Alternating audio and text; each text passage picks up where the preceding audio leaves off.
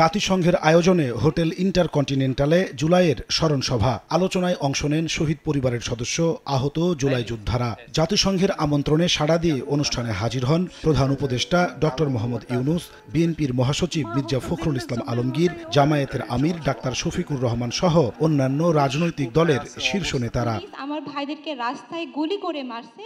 অনুষ্ঠানের শুরুতে জুলাই শহীদ পরিবার ও আহতরা বক্তব্য রাখেন। এ সময় তারা গণহত্যার সঙ্গে জড়িত শেখ হাসিনা ও তার সহযোগীদের দ্রুত বিচারের দাবি জানান।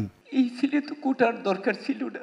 জুলাই হত্যাযজ্ঞে জড়িতদের গ্রেফতারের পাশাপাশি বিদেশে পলাতকদের দেশে ফিরিয়ে আনার দাবি জানান এনসিপির সদস্য সচিব আখতার হোসেন। আওয়ামী লীগের যারা এই হত্যাকাণ্ডের সঙ্গে, মানবতা বিরোধী অপরাধের সঙ্গে যুক্ত ছিল, তাদের অনেকে হয়তো দেশে বিভিন্ন জায়গায় তারা লুকিয়ে রয়েছেন, তাদেরকে গ্রেফতার করা এবং যারা বিদেশে আছেন তাদেরকে দেশে নিয়ে এসে বিচারের মুখোমুখি করার একটা পদ্ধতি সরকারকে অবশ্যই অনুসন্ধান করতে হবে। বিচার সংস্কার ও নির্বাচন সমান তালে এগিয়ে নেওয়ার দাবি করেন জামায়াতের আমির ডাক্তার শফিকুর রহমান। বলেন, সংস্কারের আগে নির্বাচন হলে তা হবে জাতির জন্য আরেকটি বিপর্যয়। তিনটা জিনিস প্যারালাল চলতে হবে: বিচার, সংস্কার এবং নির্বাচন। কিন্তু বিচার আর সংস্কারের আগে যদি কোনো নির্বাচন হয় তাহলে সেটি আরেকটা ন্যাশনাল ডিজাস্টার হতে পারে। রাজনৈতিক দলগুলোর সামান্য মতবিরোধকে বড় আকারে প্রচার করে জাতিকে বিভক্ত করার অভিযোগ তুলেন বিএনপি মহাসচিব মির্জা ফখরুল ইসলাম আলমগীর।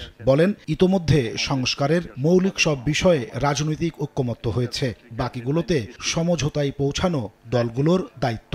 গণতন্ত্রে তো কিছু মতবিরোধ থাকবেই, রাজনৈতিক দলগুলোর মধ্যে যে সব এক কথা বলবে তা তো না।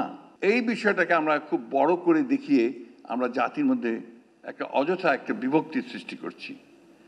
আমি মনে করি যে আমাদের কতগুলো বেসিক বিষয় ইতিমধ্যে আমরা কনসেনসাসে আসতে সক্ষম হয়েছি। প্রলোভ দেওয়া সংস্কার নয়, গভীর পরিবর্তনের মাধ্যমে নতুন করে দেশ গড়ার তাগিদ দিয়ে প্রধান উপদেষ্টা ডক্টর মোহাম্মদ ইউনূস বলেন, রাষ্ট্রের গভীর থেকে সংস্কার না হলে আবারও যে কোনো নামে ফিরে আসবে স্বৈরাচার। এই দেশ একেবারে নতুন করে বানিয়ে আনতে হবে। এটা উপরই প্রলেপ দেওয়ার পরিবর্তন না, গভীরতম ভাবে পরিবর্তন। সে গভীরতম পরিবর্তন যদি না করি, যে স্বৈরাচারের বিরুদ্ধে আজকে আমরা কথা বলছি, আবার ঘুরে ফিরে এসে চলে আসবে এক ভঙ্গিতে না এক ভঙ্গিতে চলে আসবে। যতই আমরা আইন কানুন সামাল দিই, যতই সংস্কার করি, যে সংস্কার আমাদের দরকার সেই সংস্কার আরো গভীরের সংস্কার। শুধু স্বৈরাচার মুক্ত নয়, জুলাইকে পুনর্জন্মের মাস উল্লেখ করে প্রধান উপদেষ্টা সবাইকে দেশ গঠনে ঐক্যবদ্ধ প্রয়াসের আহ্বান জানান। আল্লাহ হাফেজ। নাজমুস সালেহী, সময় সংবাদ, ঢাকা।